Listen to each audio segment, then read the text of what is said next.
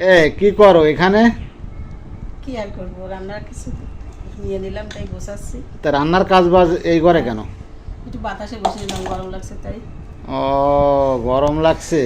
তা রান্নার জন্য কি রান্না করবো আজকে? এই যে এখন আবার রান্না করব তেলাপিয়া। ও, তেলাপিয়া মাছ দুপুরের জন্য। আর? তেলাপিয়া মাছ কিন্তু গতকালকে আমরা করেছিলাম বন্ধুরা, হুম আর সেটা কিন্তু কাঁচা লঙ্কা দিয়ে করেছিলাম, দারুণ লেগেছিল খেতে। হুম আর এর জন্য কিন্তু আজকে সেভাবে কাঁচা লঙ্কা দিয়ে করবো। এই যে কাঁচা লঙ্কা নিয়েছি, আর জলও নিয়েছি, পরিষ্কার জল এখানে। হুম আর আজকে কাঁচা লঙ্কাগুলো এই যে নিয়ে নিলাম। হুম আর এটা রান্না করবো আমি এই যে ধুন্দল দিয়ে। এটা কি ধুন্দল? হ্যাঁ, ধুন্দল আর আলু দিয়ে রান্না করবো। এই যে 1 পিস আলু নিয়েছি, আর ছোটো সাইজের 2টো ধুন্দল নিয়ে এলাম। এটা এখন আমি সাইজ করে নিচ্ছি, লঙ্কাগুলো দিয়ে নিচ্ছি প্রথমে। আর মাছ কিন্তু আমার আগে থেকে ধোয়া হয়ে গেছে, আমি পরিষ্কার করে নিয়েছি।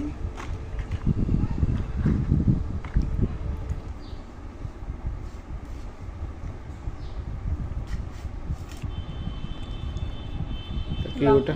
কাঁচা লঙ্কা যে আমি কেটে নিলাম।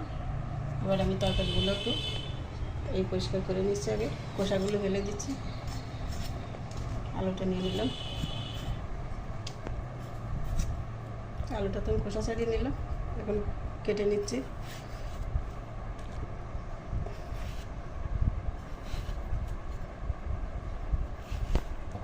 যেভাবে চারভালি করে নিলাম, এবার কয়েক দিয়ে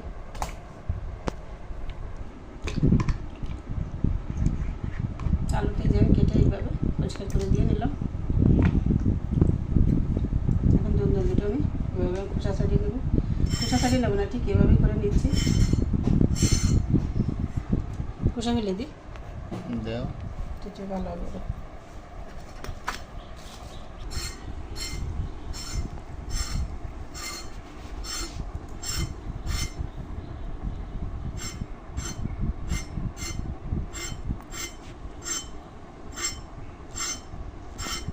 ছাড়িয়ে নিয়েছি, আর এই যে মাঝখান থেকে একটু আবার হালকা হালকা রেখে দিয়েছি। এভাবে বাদ বাকিটুকু করে নেব।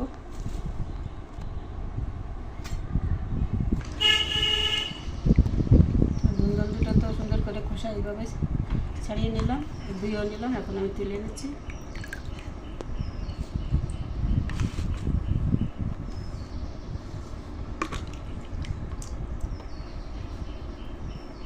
কেটে নিচ্ছি এখন,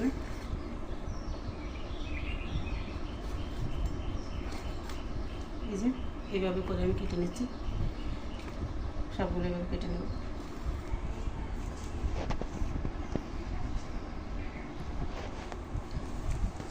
তো বন্ধুরা, তরকারি তো আমার গোছানো হয়ে গেল।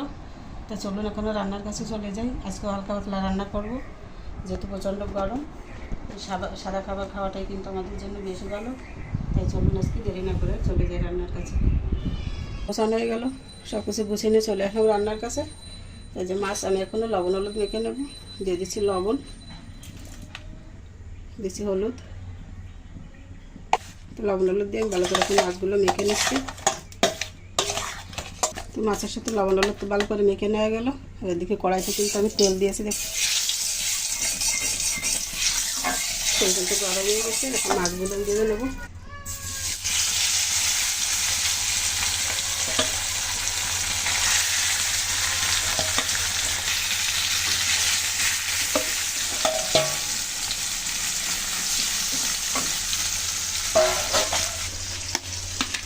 মাছের জন্য মশলা নিয়েছি আদা জিরা বাটা, আর তার জন্য এখান থেকে আমি যে তুলে নিয়েছি এই বাটিতে আদা জিরা কাঁচা বাটা।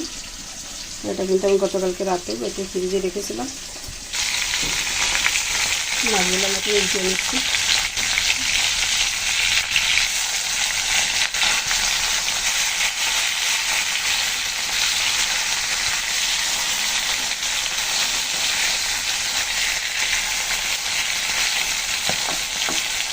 মাছটা ভালো করে ভেজে নেবো লাল লাল করে। মাছের এই মাছটা কিন্তু ভালো করে ভেজে নিলাম, এখন তুলে নিচ্ছি। দেখুন এই যে 2 পাঁচ কাঁচি রকম ভেজে নিলাম।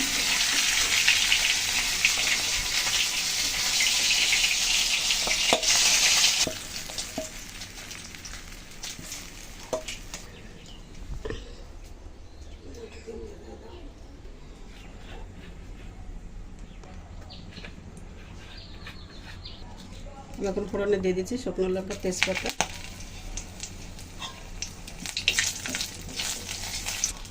দিয়েছি গোটা জিরা, দিয়ে দিলাম ফোড়নে, ভালো করে ভেজে নেব। আলু তো ভালো লাল করে ভেজে নিলাম। এখন দিয়ে দিচ্ছি দুন্দল,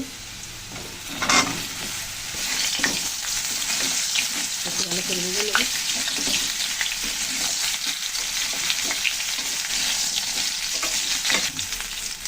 দিয়ে দিচ্ছি তরকারিতে,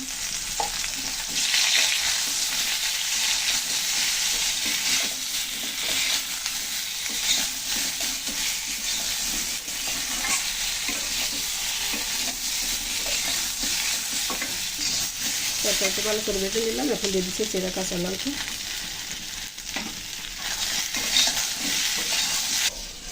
আদা জিরা নিয়েছিলাম, একটু হালকা একটু জল দিয়ে দিচ্ছি।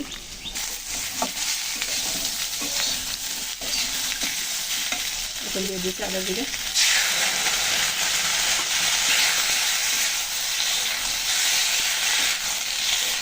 সুন্দর করে কষিয়ে নিলাম। এখন জল দিয়ে দিচ্ছি। তরকারিটি খুব সুন্দর জাল উঠে গেছে। আমি লবণ দিয়ে দিচ্ছি পরিমাণ মতো, হলুদ দিয়ে দিলাম 1 চামচ,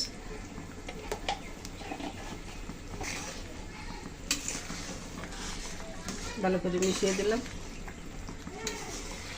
আর এখন এই ভেজে রাখা মাছগুলো সব দিয়ে দিচ্ছি আমি।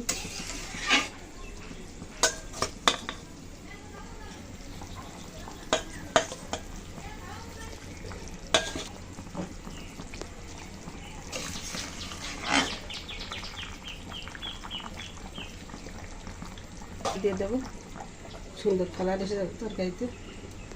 ঢাকনা তুলে নিলাম।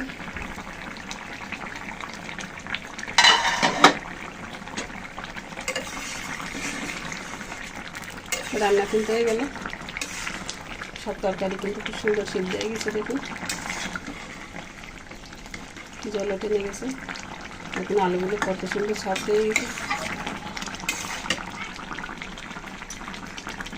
আমি একটু সবশেষে দিয়ে দিচ্ছি 1/2 চামচ ভাজা জিরা, ধনিয়ার গুঁড়ি। বন্ধুরা, এই ভাজা মশলাটাই কিন্তু আর রান্নার আসল সিক্রেট। আর এটাইতে কিন্তু অন্য কোনো মশলা লাগে না, শুধু একটা মশলাতেই কিন্তু রান্নার স্বাদটা সম্পূর্ণ বদলে যায়। গতকালকে কিন্তু শুধু ভাজা জিরার গুঁড়ি দিয়ে রান্না করেছিলাম, অসাধারণ হয়েছিল। আর এই জন্য কিন্তু এই মাছ আবার আজকে রান্না করলাম কাঁচা লঙ্কা দিয়ে। তো আপনাদের কাছে কেমন লেগেছে রেসিপিটি কমেন্টে জানাতে ভুলবেন না। আর আপনারা কে কোথা থেকে দেখছেন সেটাও জানাবেন, তাহলে কিন্তু আমাদের একটু ভালো লাগে নতুন করে ভিডিও করতে। তো রান্নাটা হয়ে গেল, এখন নামিয়ে নেব। নামিয়ে নিচ্ছি।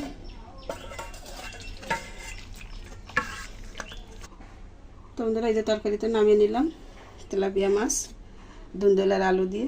তো কেমন লাগলো আপনাদের কাছে দেখতে কমেন্ট করে জানাতে কিন্তু ভুলবেন না। তো বন্ধুরা, সবাই ভালো থাকুন, সুস্থ থাকুন।